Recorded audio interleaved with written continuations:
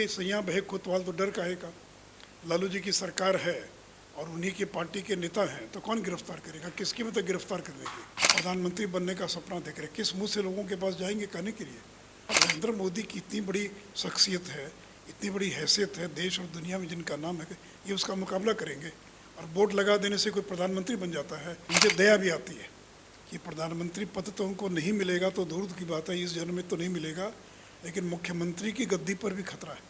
नमस्कार, मेरा नाम उत्कर्ष है। आप लाइव सीरीज देख रहे हैं। बिहार में सत्ता परिवर्तन हुआ है, महागठबंधन की सरकार आ गई है और विपक्षी दल में बीजेपी आ गई है। और बीजेपी आने के बाद लगातार जो बीजेपी के आला नेता हैं वो सरकार पर सवाल उठा रहे हैं। इस वक्त हमारे साथ बीजेपी के वरिष्ठ नेता हैं, राज्यसभा सांसद भी हैं, सुशील मोदी।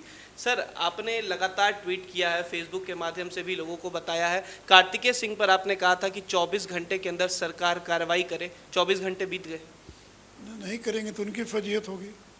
देखिए, जो बेल ऑर्डर है, कल जो कोर्ट में उन्होंने बेल के लिए आवेदन किया था, उसका जो ऑर्डर है उसमें स्पष्ट लिखा है कि उन्होंने हाई कोर्ट के अंदर जो अग्रिम जमानत याचिका उनकी खारिज हुई उसका उन्होंने उल्लेख नहीं किया है। सत्र न्यायालय में जो उनका एंटिसिपेटरी बेल रिजेक्ट हुआ, इसका उन्होंने उल्लेख नहीं किया। तो ये तो धोखाधड़ी का मामला बनता है कि आपने तथ्यों को छिपा कर नो कोर्सिव एक्शन का आदेश लिया और इनको तो तुरंत गिरफ्तार करना चाहिए था। तो देखिए सैयां बहे कोतवाल तो डर काहे का। लालू जी की सरकार है और उन्हीं की पार्टी के नेता हैं, तो कौन गिरफ्तार करेगा? किसकी मतलब गिरफ्तार करने की? उनको तो तुरंत पुलिस को गिरफ्तार करना चाहिए था। अगर अवेलेबल है तो बिल उनको देना चाहिए था, लेकिन उन्होंने क्यों नहीं सरेंडर किया? क्यों नहीं पुलिस ने गिरफ्तार किया? क्यों उनको फरार होने का मौका दिया है? तो देखिए, ये नीतीश जी भारी दबाव में है। जब ये इनका कार्तिक का मामला जब आया था तो लालू जी से जब पत्रकारों ने पूछा, आप लोगों ने पूछा कि सुशील मोदी आरोप लगा रहे हैं, तो क्या उन्होंने जवाब दिया था? सुशील मोदी झूठा है और कार्तिकेय पर कोई आरोप नहीं है।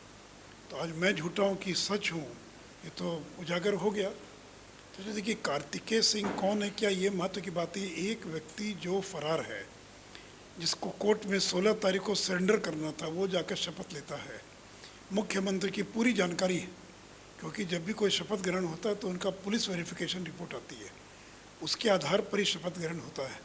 तो ऐसा नहीं कि सीएम को जानकारी नहीं थी, उनको पूरी जानकारी थी। उसके बावजूद शपथ ग्रहण होता है। 20 दिन तक उनको बना कर रखते हैं, कानून मंत्रालय इनको दिया जाता है और बाद में जाकर उनका इस्तीफा लिया जाता है।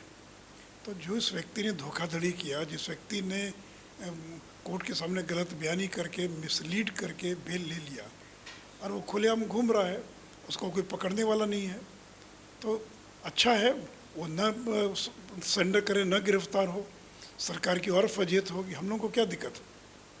एक सवाल इसलिए भी ज़्यादा अहम है क्योंकि आप उनके साथ काम कर चुके हैं, नीतीश कुमार के साथ, आप उनके साथ सरकार में भी रहे हैं। आप पर सवाल उठा रहे हैं और कह रहे हैं कि अगर मेरे खिलाफ नहीं बोलेंगे तो केंद्र में उनको जगह नहीं मिलेगी। मुद्दों का जवाब दीजिए ना। केंद्र में किसको जगह मिलेगी नहीं मिलेगी तो वो तय नहीं करेंगे, तो केंद्र तय करेगा। लेकिन जो आरोप लग रहे हैं उसका जवाब दीजिए ना। उस पर तो कोई जवाब नहीं दिया उन्होंने। आप उनसे पूछिए कि ठीक है, उनको जगह मिलेगी नहीं मिलेगी। जो आरोप लग रहे हैं सरकार पर, जो मंत्रियों पर, आज पीएम का जब बयान आया भ्रष्टाचार से जुड़े मामले पर, तो नीतीश जी ने कहा कि मैं किसी को संरक्षण नहीं देता हूँ।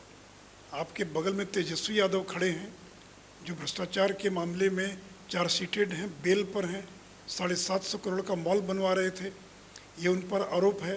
तो इससे बड़ा भ्रष्टाचार का कोई मुद्दा हो सकता है क्या? 5 साल पहले आपने इसी मुद्दे पर गठबंधन तोड़ दिया कि सीबीआई ने रेड किया और वो कोई जवाब नहीं दे पाए। क्या जवाब दे दिया उन्होंने? क्या उनको दोष मुक्त हो गए? क्या उनको कोई चार्ज नहीं है? क्या वो चार्जशीटेड नहीं है? क्या उनका बेल रिजेक्ट नहीं हो गया? तो आप अपने बाएं दाएं वैसे लोगों की भीड़ इकट्ठा कर लिया जो भ्रष्टाचार और अपराध में लिप्त हैं और प्रधानमंत्री बनने का सपना देख रहे, किस मुंह से लोगों के पास जाएंगे कहने के लिए? तो इसलिए देखिए, ये सरकार की एक वैशाखी भ्रष्टाचार पर आधारित है और दूसरी वैशाखी अपराध पर आधारित है। एक तरफ तो ललन सिंह भी हैं, वो कह रहे हैं कि आपने ही कहा था 2015 में कि नीतीश कुमार पीएम मटेरियल हैं, तो उस समय आप गलत थे कि अब गलत हैं, ये भी बताएं आप। ये भी तो कहा था कि केवल पीएम वही थोड़ी है पीएम मटेरियल, देश के 120 करोड़ लोग पीएम मटेरियल हैं। पीएम मटेरियल होने के लिए कोई उसका क्राइटेरिया है क्या कि कौन मुख्यमंत्री बनेगा, कौन प्रधानमंत्री बनेगा? इस देश के 120 करोड़ लोग जो हैं वो पीएम बनने के लिए सक्षम, कोई बन सकता है। जय देवगौड़ा बन सकते हैं, जब गुजराल बन सकते हैं तो कोई बन सकता है। इसका कोई क्राइटेरिया एक ही है कि उसके पास 275 से ज़्यादा लोगों का समर्थन होना चाहिए। अगर समर्थन है और अगर उसकी अपनी पार्टी का 200-250 नहीं होगा, 10-20 होगा, तो देश की वही हालत होगी जो चंद्रशेखर और देवेगौड़ा और गुजराल के समय में हुई थी। तो क्या देश चाहता है कि एक ऐसी कमज़ोर सरकार बने जिसके प्रधानमंत्री का कि अपने सांसद 25-30 हों? क्या ऐसा प्रधानमंत्री को निर्णय कर पाएगा? तो चारों तरफ जो सहयोगी दल उसी के खींचतान में तब तक पाकिस्तान हमला कर देगा, सर्जिकल स्ट्राइक तो हो ही नहीं पाएगी। तो देखिए, देश उस दौर को देख चुका है, दोबारा देश उस दौर में नहीं जाएगा। और नरेंद्र मोदी की इतनी बड़ी शख्सियत है, इतनी बड़ी हैसियत है देश और दुनिया में जिनका नाम है, ये उसका मुकाबला करेंगे। और बोर्ड लगा देने से कोई प्रधानमंत्री बन जाता है? किसी भी कवि को 10,000 रुपया दीजिए तो आपके लिए बढ़िया से बढ़िया वो एक स्लोगन बना देगा, तुकबंदी कर देगी। और 50,000 रुपया दीजिए तो होर्डिंग लग जाएगी। तो होर्डिंग लगा देने से, तुकबंदी कर देने से अगर पीएम बन जाता तो इस देश में सैकड़ों लोग पीएम के दावेदार हो जाते। तो इसलिए देखिए, मुझे तो उन पर तरस आती है और मुझे दया भी आती है कि प्रधानमंत्री पद तो उनको नहीं मिलेगा तो दूर की बात है, इस जन्म में तो नहीं मिलेगा, लेकिन मुख्यमंत्री की गद्दी पर भी खतरा है। मुख्यमंत्री भी 24 तक, और वही हाल केसीआर का है। 23 में तेलंगाना का चुनाव है, तो ये दोनों 24 तक मुख्यमंत्री रहेंगे कि नहीं रहेंगे, इसी पर संदेह है। वो तो बार बार कह रहे हैं कि बीजेपी को हटाना है, हम दोनों मिल के तय कर चुके हैं। बोलने में क्या लगता है? बोलने के लिए आप भी बोल दीजिए, बोलने में तो किसी को ट्रंप को हटाना है, कुछ बोलने में थोड़ी कुछ लगता है। बोलने के लिए तो कल जीभ चाहिए ना, बोलने में तो कुछ है नहीं। अच्छा, एक आखिरी सवाल है आपको। अब ट्विटर बबुआ का उपाधि दे रहे हैं तेजस्वी यादव, और नीतीश कुमार कह रहे हैं कि हम पीएम के मटेरियल नहीं है, लेकिन उनके तमाम नेता तो कह रहे हैं कि 24 में लाल किले पर झंडा सिर्फ वही फहराएंगे। तो ट्विटर इस्तेमाल करना बंद कर दें। राजद जदयू के लोग ट्विटर और फेसबुक का इस्तेमाल करना बंद कर दें। उनके तो पूज्य पिताजी ने कही थे कि IT क्या होता है, तो उन्हीं के पूज्य पिताजी ने तो बिहार को 30 साल पीछे धकेल दिया, अंधेर युग में ले गए। कोई बिहार में IT की जरूरत नहीं। क्या होता है इंटरनेट, तो ये तो थे लालू यादव। तो बंद कर दीजिए, मत इस्तेमाल कीजिए ट्विटर और बाकी का इस्तेमाल मत कीजिए। हम लोग ज़मीन पर भी लड़ते हैं, संसद में भी लड़ते हैं और ट्विटर पर भी लड़ते हैं। हर जगह लड़ने वाले लोग हैं, केवल ट्विटर वाले लोग नहीं हैं। 5 दिन का दौरा करके आ रहे हैं गोपालगंज से लेकर यहाँ तक जो है, तो ट्विटर का भी बढ़िया से बढ़िया इस्तेमाल करेंगे। नीतीश जी नहीं कर, रोज़ तो ट्वीट करते हैं। क्यों ट्वीट करते हैं? क्यों टीम रखे में पूरी बिहार सरकार 40 आदमी इसी काम के लिए क्यों लगा हुआ है? एक आखिरी सवाल है सर कि जंगल राज आपने बार बार कहा है, अब जदयू कहती है जब आपके साथ रहते तो मंगल राज कैसे हो जाता, अभी तुरंत जंगल राज आ गया। कि संगत का असर है ना, ये संगत से गुण आत है, संगत से गुण जात। जिनकी संगत में रहिएगा, आप ही कल अनंत सिंह के संगत में चले जाइएगा और वैसे लोगों के तो आपकी आदत बिगड़ जाएगी। तो संगत की बात ना है, मंगल राज और जंगल राज तो इस पर ना है।